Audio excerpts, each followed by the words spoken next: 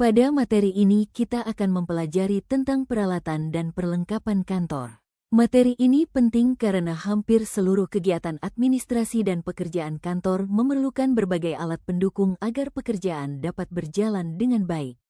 Ketika membahas peralatan dan perlengkapan kantor, yang dimaksud bukan hanya komputer atau printer saja, tetapi juga berbagai barang yang digunakan setiap hari dalam kegiatan perkantoran.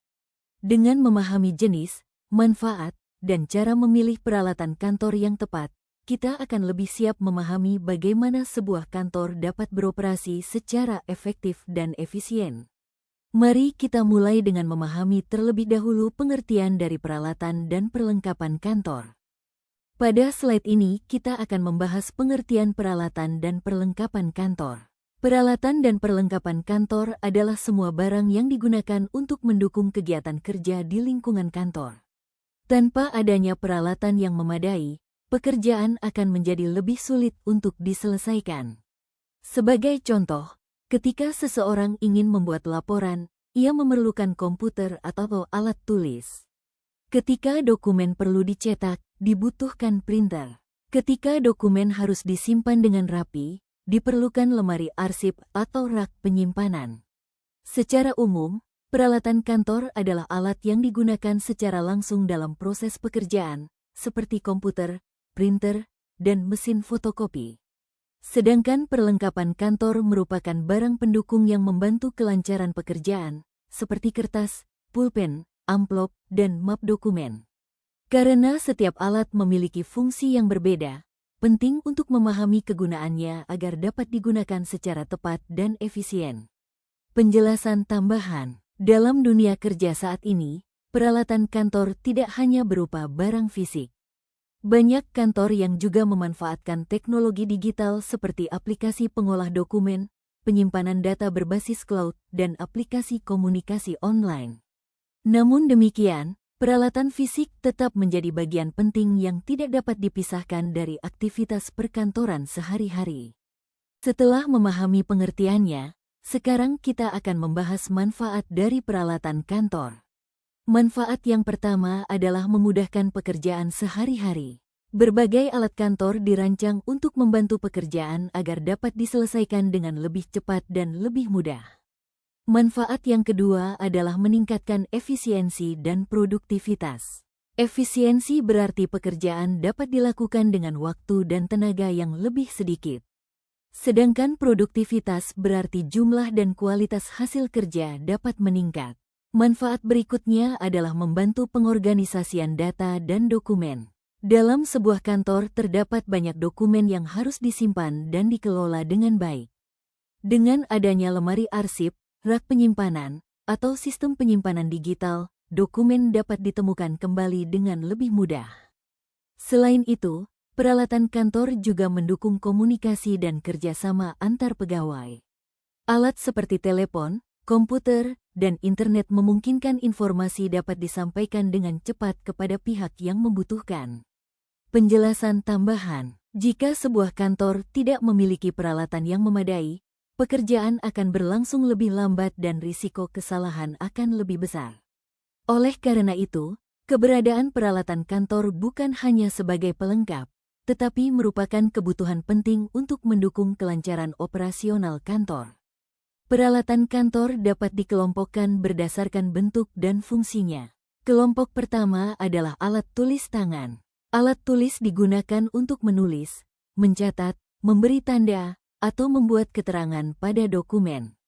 Contohnya adalah pensil, pulpen, spidol, dan penggaris. Kelompok kedua adalah mesin kantor.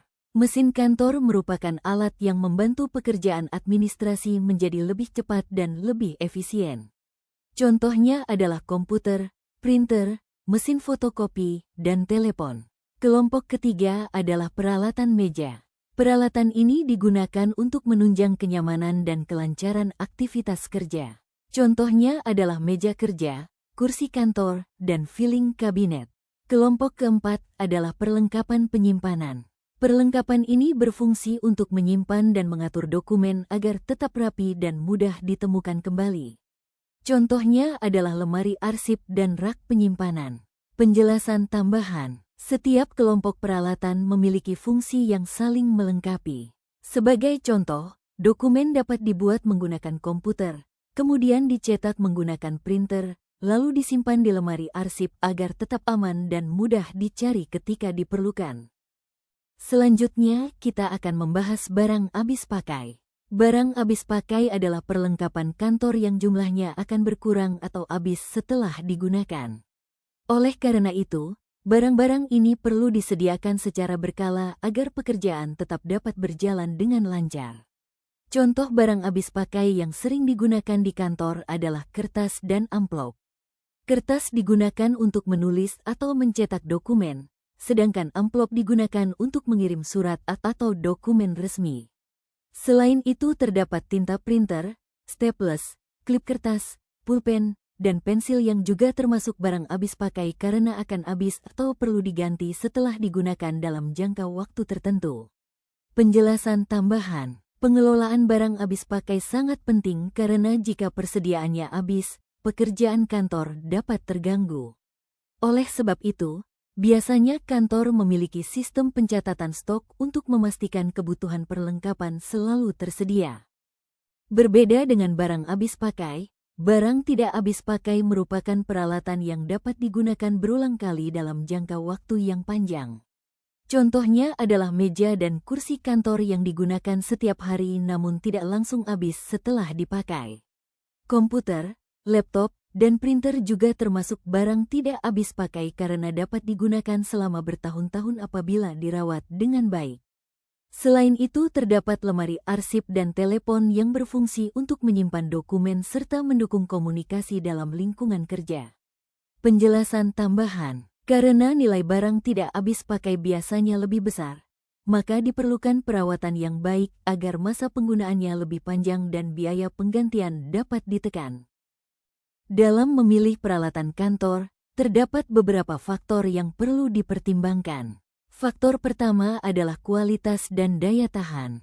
Peralatan yang berkualitas baik biasanya lebih awet dan tidak mudah rusak, sehingga lebih menguntungkan dalam jangka panjang. Faktor kedua adalah harga dan efisiensi. Harga harus disesuaikan dengan anggaran yang tersedia, namun tetap memperhatikan manfaat dan kinerja dari peralatan tersebut. Faktor ketiga adalah fungsi dan garansi. Sebelum membeli peralatan kantor, perlu dipastikan bahwa alat tersebut benar-benar sesuai dengan kebutuhan pekerjaan. Selain itu, adanya garansi dapat memberikan perlindungan apabila terjadi kerusakan. Penjelasan tambahan, dalam praktiknya, memilih peralatan kantor tidak selalu berarti memilih yang paling mahal. Yang terpenting adalah memilih peralatan yang sesuai kebutuhan, berkualitas baik, dan mampu mendukung pekerjaan secara efektif.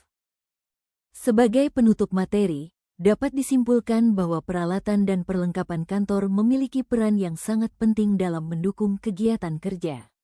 Peralatan kantor terdiri dari berbagai jenis dengan fungsi yang berbeda-beda.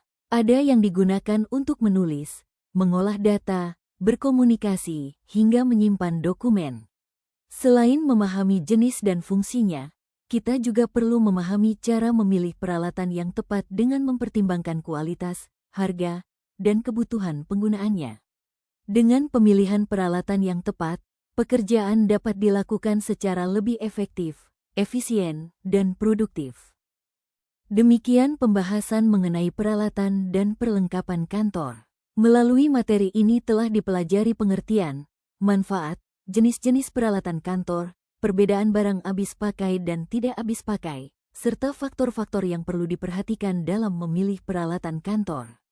Semoga materi ini dapat memberikan pemahaman yang lebih baik mengenai pentingnya peralatan dan perlengkapan kantor dalam menunjang berbagai aktivitas kerja. Terima kasih atas perhatian yang telah diberikan.